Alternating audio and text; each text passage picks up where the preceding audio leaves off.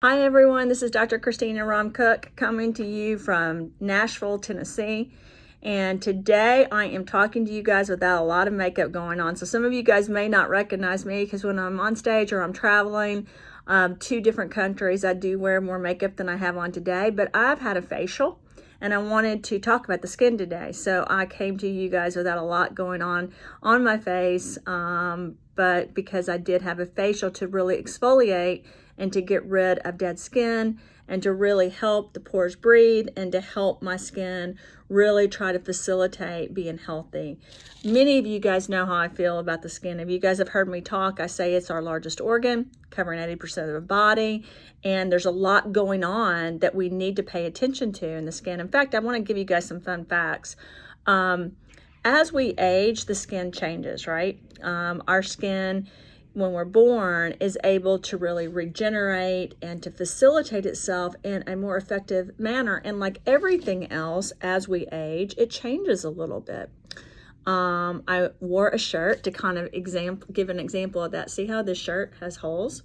As we age, our skin kind of does that. It creates wrinkles. It has holes. It doesn't look as good. The pores don't look as good. It looks like there's something wrong and there's something that's not working quite effectively, and that's because we're aging, and because of all the toxins in the environment and because of all the things going on in our world, it's gotten even worse. And even though there's tons of money that has been poured into dermatologists, to facials, to lasers, and to plastic surgeons, in the end, you just have to take care of your skin. If you want to take care of your skin and you want to look good when you're older, you need to start when you're younger, and it needs to be something that you create and that you do on a daily basis. And so with that, that means you need to exfoliate. That means you need to supplement the skin. That means you need to detox. That means you really need to take care of everything that's going on in your body and outside of your body. See, the skin reflects what's going on inside. My mother always says you can't judge a book by its cover, and that's very, very true. However, the cover of a book is usually what sells the book because people haven't read what's inside. It's the same way with us. A lot of times people will judge us by how we look. And even though that's not fair, it's important because that sometimes is the only way they get to know us is if they like what they see when they meet us, unfortunately. So it's really, really important that you take care of your skin and you do it in a healthy way. And a lot of you guys know that I like to use non-GMO, vegan, really healthy options, organic options for my body as well as for my skin. And I have been talking about how we fail a lot with what we do as diets or what we do with our skin. That doesn't mean you quit. That means you just have to understand more and keep going and really make it a focus and know that it's something that's really important for you. Like, it takes time to get a facial or to spend time giving yourself a facial, but you got to do it. It really helps. And then every day moisturizing, hydrolyzing, and then going through different cycles where you detox the skin, that's very important as well. A lot of people ask me what I use on my skin, and I change it up. Being 51 years old, my skin has changed. Just like I talked about in the beginning, it's not what it was when I was 10 or 5 or 20 even. So I have to make sure that daily I'm doing things to really replenish my skin and pay attention to it. It's like anything in life. If you don't pay attention to things, if you don't put focus on it, then you won't see a lot of results and things don't do as well. It's like a car. If you don't change the oil, then the car doesn't work as effectively. If you don't put gas in the car, well, it simply doesn't run. It's the same way with different organs in our body. And your skin, again, is one of your largest organs, composing about 80% of the body. It is something that's very important. You've got to spend time. You've got to put a focus on it. And sometimes that's not easy. It's like when you put the car into the shop, it takes time, and when they have to sometimes take the car apart before it looks good again, or when you're redecorating a house, while you're in that process, it doesn't look great, right? So even though it may not look great when you're exfoliating or doing facials, it's something where you really need to spend that time cleaning the skin, refurbishing the skin, and replenishing the skin. I use a lot of seed-based organic, non-GMO products on my skin. I have used a lot of apple seed stem cells on the skin. I use a lot of oregano. I use it with a hydrolyzed formula where I add vitamin C and vitamin E. I actually make it myself. And I add lavender and different things so it doesn't sting, because you have to be very careful with oregano oil, because it can really help your skin, but it can dry it out and it can sting. So you have to make sure that you don't put a lot of water on it when you're doing it, but that you just put, small parts around the eye or on the forehead or at different spots. I use frankincense. But when I do that, again, I have to be very, very careful. I don't want to burn my skin. I don't want to make it too dry. It's already dry right now because I was skiing in Utah. So I have to make sure that I'm putting things into it to supplement. Another way you can think of this is you guys know you have to drink water. Water helps your skin. Water helps the inside of your body. If you didn't drink water, you would dry up, right? Well, with the skin, it's kind of the same way. You've got to supplement it with oils and different great things so that it's hydrolyzed and it really feels young and it feels good.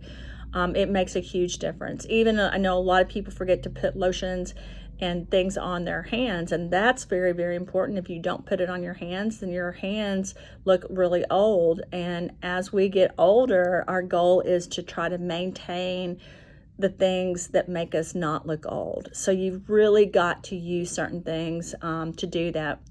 One of the things that I do with my skin is, and that I recommend to a lot of people that ask me, is to really make sure that you get the dead skin off. And there's lots of different ways you can do that. People use microdermabrasion. People use apricot seeds that are crushed up, and those work really, really well at getting things out of the skin. People use charcoal. That's another thing that can really work at helping get things off of the skin and detoxing the skin. People use zeolites. It's one of my favorite things to use, but you can't use too much because you can harm the skin if you do use too much. So you've just got to make sure you create a regimen and make a list. And if you ask me, okay, so what is your list of what you do? I do moisturize my skin every day, at least twice a day. It's like brushing my teeth. I brush my teeth at least twice a day. I make sure that I use different types of oils. And I told you guys I like frankincense, I like oregano. You got to be careful with those though.